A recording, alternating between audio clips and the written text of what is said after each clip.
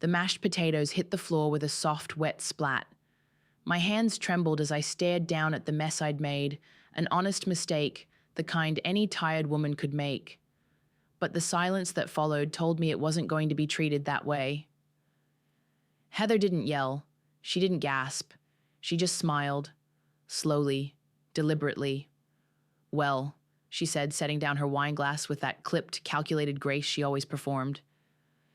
"Since you made the mess, clean it up, the way a dog would." I didn't look up. Not at her, not at my son, not at my grandson, sitting in his high chair, happily oblivious. I bent down, knees stiff, fingers trembling. I didn't cry. I didn't speak. I leaned in, close enough to smell the butter, the salt, and the shame. My tongue touched ceramic tile. She laughed, soft, but full. That moment didn't break me. It refined me, like glass through fire. She wanted to see me crawl. One day I would watch her kneel, in court, in debt, in ruin. If you've ever been silenced in a room you helped build, if you've swallowed your pride to keep a family together while someone else chipped away at your dignity, then you'll understand why this story had to be told. Some wounds don't bleed. They stain the air in small, invisible ways until the silence becomes unbearable. So if you've ever been forced to bite your tongue while someone else sharpened theirs against your back, hit that like button. Subscribe for more stories where justice isn't just handed down. It's designed, precise, and devastating. Here, we don't raise our voices. We raise the stakes, and sometimes we raise hell. My name is Elaine Whitmore. I'm 62 years old, a widow of 7 years, and until recently, I thought the hardest part of life was behind me. I spent 35 years teaching literature, raising a son, and building a home that once echoed with love, grief, and everything in between. After my husband passed, I sold the house, gave away the garden tools, and folded the last of our memories into photo albums. I wasn't ready to stop living, but I was ready to stop bending for everyone else. When Matthew asked me to move in and help with the baby, I didn't hesitate. He and Heather had just had their first child, my first grandchild. Gavin was beautiful, bright-eyed, alert, with a cry that sounded like a question. Heather had taken maternity leave, but was already discussing board meetings and deadlines before the ink on the birth certificate dried. She needed help. I could help. I thought that would be enough. Heather was 33, composed, ambitious, the kind of woman who planned family portraits 3 months in advance and color-coded the pantry. At first glance, she was perfection embodied, polished nails, impeccable speech, smiles that could double as press statements. But underneath that shine was something colder, controlled, not cruel in the traditional sense, but surgical with her. Dismissals. There was no shouting, no chaos, just quiet corrections that made you feel foolish for speaking at all. I told myself we were just adjusting. New mothers are raw, stretched thin, new grandmothers too, I suppose. But then came the first snub, Gavin's pediatric appointment. She left without telling me. I found out hours later from Matthew. It just slipped her mind, he said, not meeting my eyes. Then the food critiques began. "Oh, it's sweet you still cook like it's the 90s, she'd say with a laugh, scraping my shepherd's pie into the trash. Or the time she sniffed at my roast and asked if I always used that much salt. It wasn't what she said, it was the way she said it. Always in front of Matthew, always laced with performance. Matthew changed around her. Not overnight, but gradually, like tea darkening in hot water. He went from defending me to staying silent, from silent to distant. It was easier, I think, for him to disappear into work than to mediate between his wife and his mother. Heather controlled everything, the thermostat, the grocery list, even Gavin's nap times. I once picked him up when he was crying, and she took him from me like I was a stranger reaching over a fence. "He needs structure," she said. "It's nothing personal." But it was always personal. I tried to find ways to contribute. I folded laundry, organized closets, cleared their garage. I offered to pay rent. Heather refused with a tight smile and later told Matthew, "It's not about money, it's about boundaries." Boundaries. That word became her favorite weapon. The turning point, though I didn't see it that way yet, was Gavin's first birthday. I spent a week hand-making decorations, baking a cake from the same recipe I used for Matthew's first party. I showed her the cake the morning of, white buttercream, pale blue stars, a single golden candle. She smiled, cool and careful. "Oh, I actually ordered a custom one, vegan, from that boutique place downtown. We'll use that instead." I looked at Matthew. He looked away. She threw my cake in the trash. I watched the frosting smear against the plastic like something unimportant. That night, I stayed up in the guest room, staring at the ceiling fan spinning shadows across the walls. I counted the hours I'd given to this house, the meals, the mornings, the moments, and I wondered if any of it mattered. By morning, I convinced myself again that it was just pride, just growing pains, that things would ease if I stayed useful, if I stayed silent. I hadn't realized yet that silence was the very thing feeding her power, but it was already too late. Heather had decided I was no longer a guest. I was the help. And in her world, the help was meant to serve quietly, or not at all. Things didn't fall apart all at once. Heather was far too clever for that. She wore her cruelty like perfume, subtle but unmistakable if you stood close enough. It started with the routines. She began accidentally changing the baby's feeding schedule without telling me, then accusing me of being forgetful. She'd raise an eyebrow in front of Matthew, then offer a careful, condescending, "Don't worry, Elaine, you're doing your best."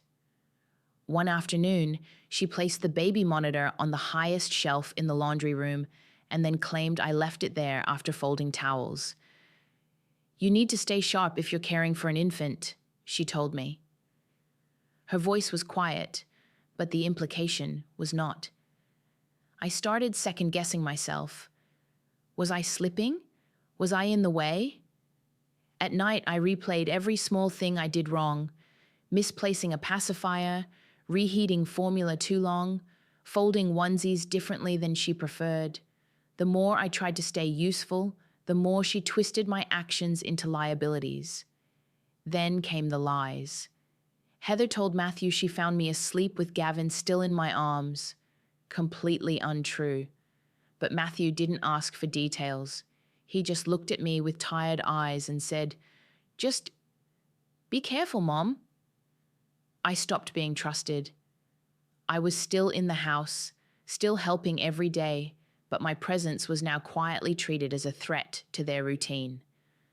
I wasn't the grandmother anymore. I was the risk. And Heather never raised her voice. That was the worst part. She spoke in soft, level tones, always under the guise of just making sure things are safe. The psychological precision was surgical. She didn't want to fight. She wanted me erased. Then came the brunch. A Sunday morning, sun streaming through the windows, the table set with artisanal dishes and pressed napkins. Gavin giggled in his high chair. I tried to sit down beside him, but Heather stopped me. "Oh, there's not enough room," she said, motioning vaguely. "There's a stool in the kitchen. Would you mind eating there?" My son said nothing. I sat on that stool, ate my eggs while the rest of my family laughed in the next room. It wasn't about seating. It was about status. She was drawing the borderlines of her kingdom, and I was being quietly banished. After that, I retreated further. I kept to the guest room more often, found excuses to be out during the day. I felt like a stranger inside walls I helped maintain. Even Gavin's little hands reaching for me began to feel like borrowed moments. But the breaking point wasn't subtle. It was grotesque.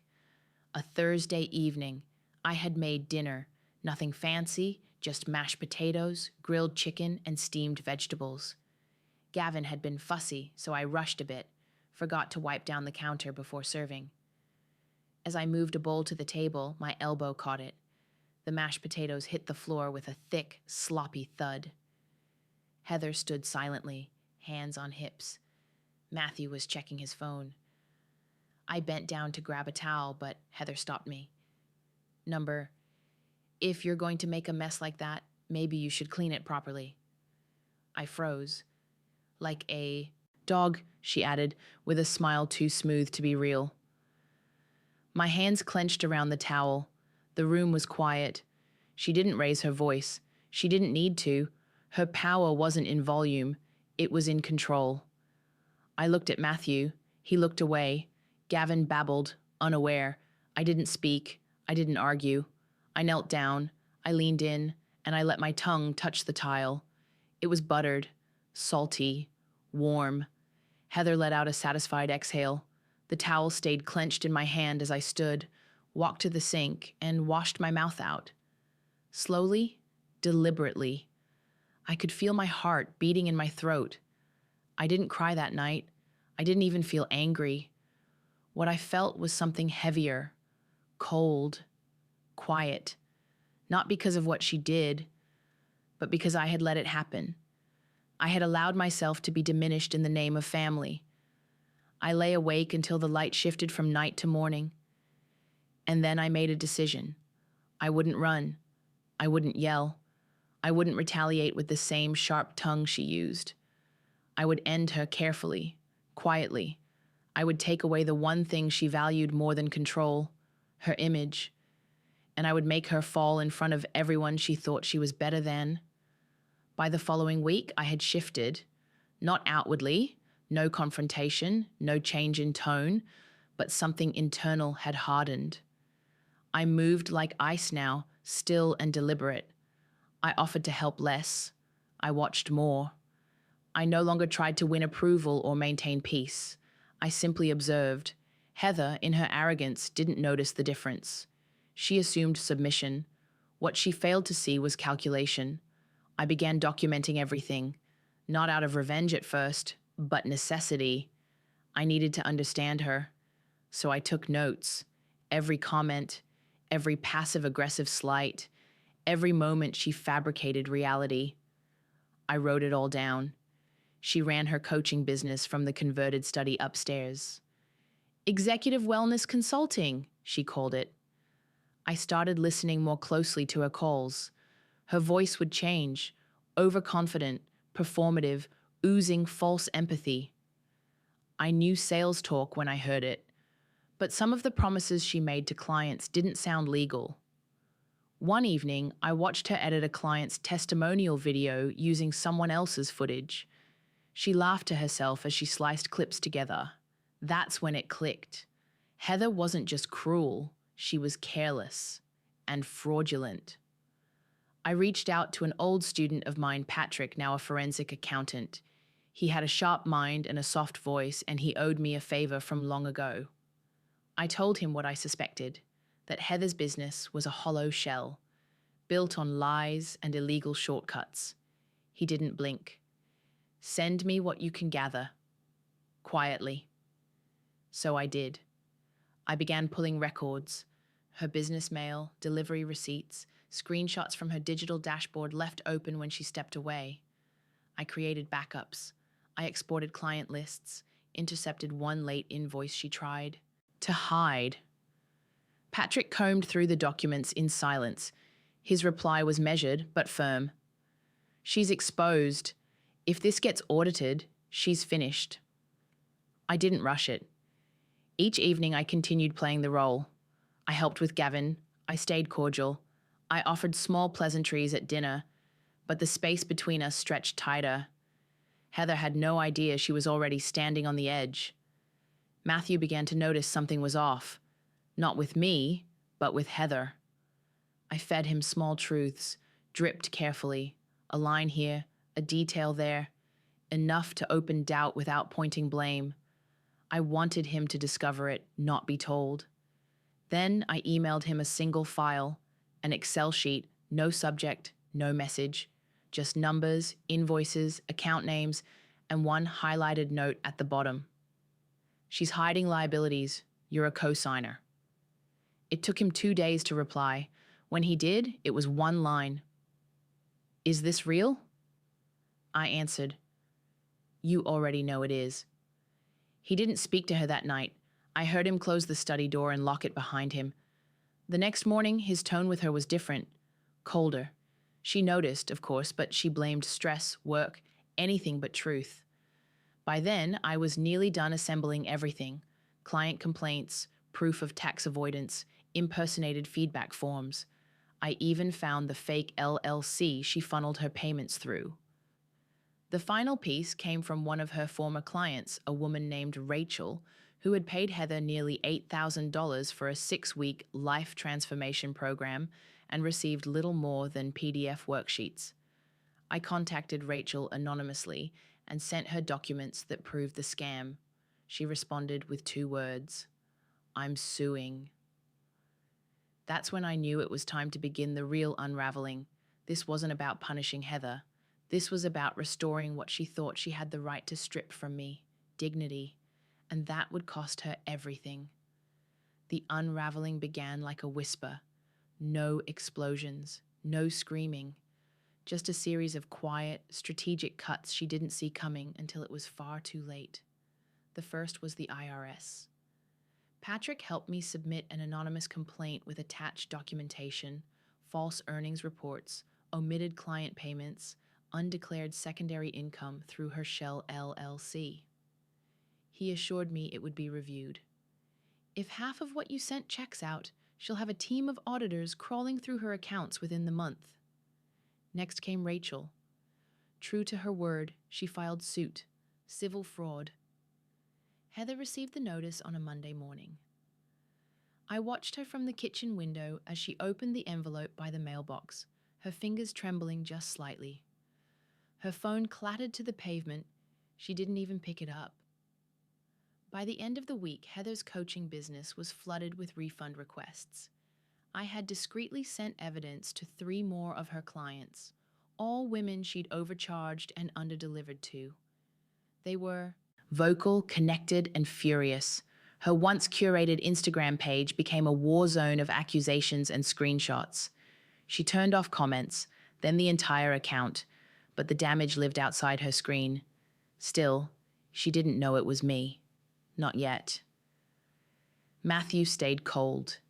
He had started sleeping in the guest room, my room. He came home later and later, always with that quiet, unreadable expression. Once, I caught him sitting in the garage with the engine off, just staring at the wall. The man I raised was waking up, but slowly, like someone surfacing from a deep, manipulated sleep. Then came the New Year's brunch. Heather insisted on hosting despite the legal noise, putting on her usual gloss. She wore red silk, painted a calm smile across her face, and offered guests champagne like nothing in her life was crumbling. I waited until everyone was seated. Matthew at the head, Gavin in his high chair, babbling at a spoon. I stood, lifted my glass, and handed her an envelope. Thick, cream-colored, heavy. She blinked, laughed nervously. "Elaine, what's this?" "Evidence," I said, my voice smooth. "Proof of fraud, tax evasion, emotional abuse, and a list of civil suits filed under your name this week." She paled. "You're welcome to open it in private," I added, "but if you choose to deny it, I've made copies." Her hand shook as she slipped the envelope under her seat. Conversation at the table slowed, then stopped. 3 days later, the IRS froze her primary account. The lawsuit gained traction, and I filed my own, under elder mistreatment and domestic emotional harm. Then I made the final move. Through Patrick's network, I contacted the bank managing her business line of credit. Her balance had reached its renewal threshold. All I had to do was nudge them with her current legal entanglements, and the bank called the note. Full repayment, immediately due. That same day, she received notice of asset seizure. She screamed for the first time in months, loud, shrill, unfiltered. The house that once hummed with controlled silence echoed with panic. Her hands slapped countertops, doors slammed, She tore through drawers, shredded mail. Gavin cried. Matthew didn't comfort her. He didn't even stand. I watched from the hallway, calm, still. This wasn't revenge. This was clarity, in motion. Heather once made me kneel and lick the floor like an obedient servant. Now, she walked barefoot across a home that no longer belonged to her, with court dates ahead, lawsuits mounting, and not a single person left to defend her. The silence she once weaponized had turned against her, and I didn't have to raise my voice to end her. I only had to stand. Bankruptcy court doesn't look like the movies. There are no grand speeches, no gasps from the gallery, just numbers, silence, and the slow unraveling of someone who once believed she couldn't be touched. Heather sat 2 rows ahead of me. Her posture was still, proud, but her eyes flickered. Her suit was expensive but creased. She didn't wear makeup that day. Maybe she couldn't, maybe she didn't see the point. The judge read off the list of debts, lawsuits, penalties. Her business was valued at nearly nothing. The shell companies had collapsed. Accounts were frozen. The IRS was pursuing back taxes with interest. Rachel's civil suit had been approved for settlement. My own case sat ready for the judge's acknowledgement. Heather's lawyer leaned over and whispered to her. She turned slowly, meeting my eyes for the first time in weeks. Gone was the smug detachment. In its place, panic, and something close to shame. The judge asked me, calmly, if I was open to dropping my claim for emotional distress in exchange for a financial settlement. I stood. My voice was steady. No, Your Honor. Let the record reflect exactly what I endured. Let her remember the floor before she ever touches another pedestal. Heather flinched. She didn't cry. Not then. But her fingers twitched, clenched into the fabric of her skirt. Her jaw trembled slightly. That was enough. Matthew filed for divorce a week later. He didn't offer explanations. Just packed a bag, took Gavin, and left. He thanked me. That's all he said. Just, thank you. And it was enough. A month later, Heather mailed me a check. The note said, "This is all I have left." I tucked it into a drawer and never cashed it. Money was never what I wanted. What I needed was dignity restored. And as I walked out of that courthouse, back straight, steps measured, I knew. I had taken nothing from her she hadn't first tried to steal from me. Justice didn't roar. It whispered, and she finally had to listen. Looking back, I don't regret kneeling on that kitchen floor. Not because it didn't matter, but because it marked the moment I stopped mistaking silence for strength. Dignity isn't something others give you. It's what you reclaim, inch by inch, when no one thinks you still can. I'd spent years shrinking myself to keep peace, letting Heather chip away at my worth for the sake of family. But family doesn't demand your humiliation. It protects your humanity. I've learned that power isn't loud, it's measured, it waits, it observes, and when it moves, it doesn't ask permission. Today, I live in my own space again, quiet, sunlit, peaceful. Gavin visits often, Matthew is healing, and I finally feel whole again. I didn't set out to destroy Heather. I set out to remember who I was before her voice became louder than mine. And now, when I look in the mirror, I don't see the woman who licked the floor. I see the woman who made her enemy lick her pride off a courtroom bench. And I never raised my voice to do it. Have you ever been underestimated by someone who mistook your kindness for weakness? Someone who believed they could twist your silence into surrender?